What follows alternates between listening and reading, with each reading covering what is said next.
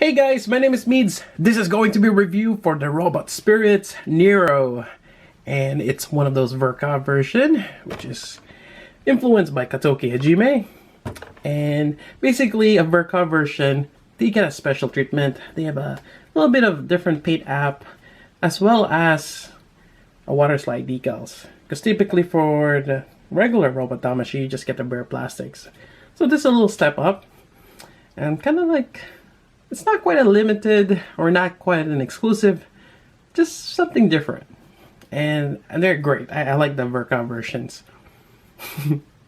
And also, this is going to be a blind review, which I know little or not at all about this particular one. And I think, and from what I gathered, it's from the photo novel Gundam Sentinel, and it's actually the mass-produced version of the S Gundam. Kind of like how the GM is the mass-produced version for the RX-78. Yep. And this is one of those cool looking design. I'm not too fond of the grunt suits for the Federation, with a few exceptions, and here's one of them. Alright. And also, I actually got the Nero trainer first, which I reviewed already. And when I went back and tried to get this one, or as well as there was an Ewok version, they're actually quite expensive. They're over $100 at that time. So I kind of waited, and actually a good friend of mine, Kay, helped me out, and thanks to him, he gave me a heads up that they are actually a lot lower now. I think I paid for about 60 to 80 bucks for them. I also got the Ewok, which I'll review in a bit. But yeah, finally I'm able to get them, and I always want to get all three of them. Anyways, enough of that introduction. Here we go. We have the box art here. Cool looking, and he has a different color than Nero. Nero, I believe, was red. This one is kind of that light blue or cayenne or cyan color. Yep. And on the back here, cool poses. Although it seems like, well, this is the normal version, the Nero. So we're not getting that fancy backpack. It's more of this basic type. Yep. Anyways, still cool looking, and that's pretty much it for the box. Let's take a look inside. Alright, we got the Nero here, and it looks great. I like this design, just quite different. And you got that giant shoulder armor. Really cool. Alright, so starting from the head, we got fairly good articulation. I didn't really have a problem moving the head side to side. You can look down, and you can even look up, and it's actually hinged over there. So that's quite a bit of movement. In terms of the visor here, we have that really nice metallic blue, as well as the forehead camera, and also on the back. Really nice. Then you have this giant shoulder here. It is on a hinge. Yep. And actually, you can even move it from here. So you get fairly good movement here, as well as this hinge. Yep. And you get that ball joint as well. Bicep swivel. Elbow bend. Yeah, fairly good. Also, although that thing doesn't allow you to swivel this way. Just move up and down, which is not too bad. And then you get this flap here that you can move up as well. Yep, nice. And you got the wrist joint here. I think that's it for the arms. Yep. And on the torso here, you got a little bit of movement. And I don't think there's not much on the waist. I think it's locked. Yep. Then you have the side skirt here, which is on a hinge. Same thing on here, which is on a ball joint, kind of like your typical front skirt connection. Here we go. Back skirt is fixed. Then you have the tie here. I don't think the tie has any kind of a swivel other than the ball joint right there. Or sorry, I'm talking about the waist. Sometimes the peg connection, you can lower it down. Not this one though. There is a tie swivel right there. And you have this knee bend. It is actually quite hollow there. Not too bad. And you have this bulk of the knee right in the middle. So that's nice. There are some hollow parts that I've noticed as well. Which is not too bad since it's hidden. You got the shin guard here that you can move up. Get a ball jointed ankle. This part, the heel, you can slide up. And I think that's fairly it for articulation on the leg. Overall, kind of like your basic articulation. It does the job, and it's actually quite nice. There you go. Alright, on to accessories. So on the back here, and there's a tab here that you can take out. Kind of find it hard sometimes to pry this out. Same thing on this one here, and basically we're going to be attaching the fuel pods, and sometimes it's just hard to take it out. Maybe try using a blue tack. Sometimes you get lucky, you're able to, well, not this time I guess. I'm gonna see if I can take, there we go.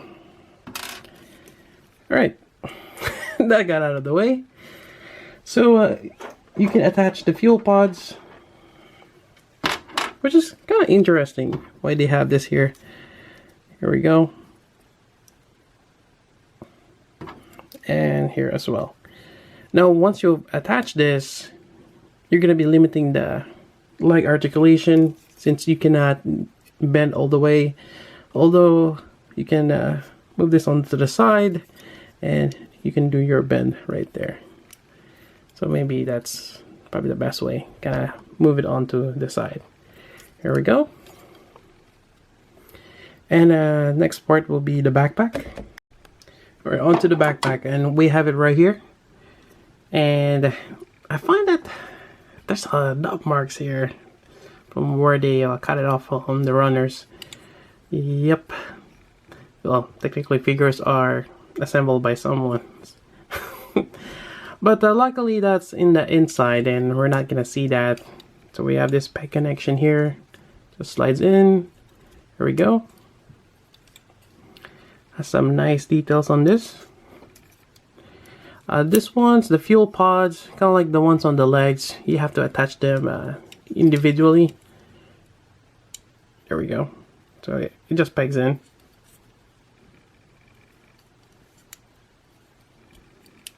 There we go. And you also have this stabilizers here, which is kind of on a hinge, but it seems like you can rotate them a bit. Maybe it's a hinge peg system. Yep, not too bad. Yeah, that's it for the backpack. It's actually quite nice, although you don't really see it much from the front. Alright, I'm gonna put this on the stand now. I'm using the combination stand by Damashii, and there's this connection underneath. There we go. The other one is a screw. So it only works on that one peg. Maybe get this back here. Alright. And into the accessories and the variety of hands. Alright, so the first one, you get a spare antenna, and this is really great. And I kind of wish they do this with V-fin as well. Like what happened to my Zeta Gundam, I broke the V-fin, and I was really hoping that they had this. But anyways, on this one, you do have a spare one, just in case. So that's good. Otherwise, you have a variety of hands. Other than the closed fist, right there, you have this open hands right here. Really cool. And we have the relaxed hand right here. Or also, this would work well for supporting the gun. If he's holding on the right, you put this on the left. And what we got here? You get these hands for the beam saber, and I'm just gonna demonstrate that. So you get a pair of this, connect it here, then you're gonna just slide this in here. There we go.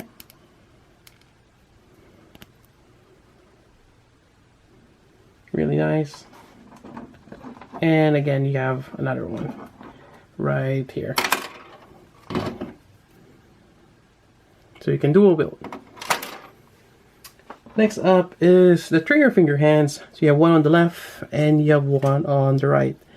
I always find this a little tricky to put in because you have that trigger guard right there.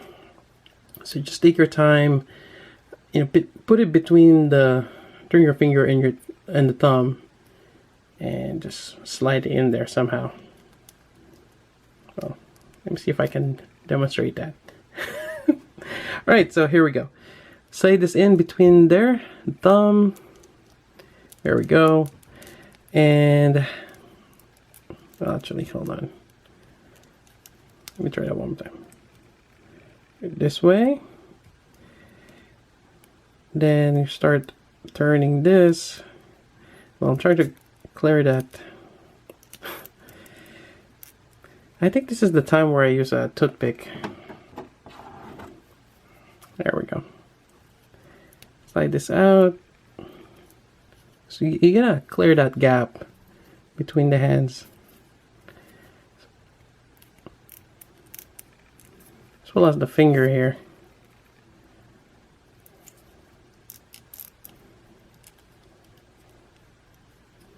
There we go. I should put it on. So it is a bit tricky, and just take your time, but it's doable, as you can see here. I got the nice clear, or not clear, metallic blue on the scope. And I think this is the same gun and painted the same way from the Nero trainer. So not that different. I like the details. It's actually a nice simple one. Alright, so I'm gonna swap this out. Put this on here. There we go. Likewise, what I mentioned before, use this hand here, gotta support the gun. And actually I want to try that out if it's able to reach.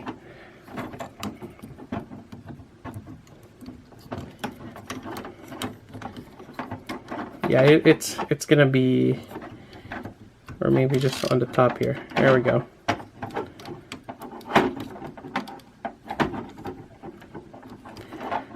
A little bit.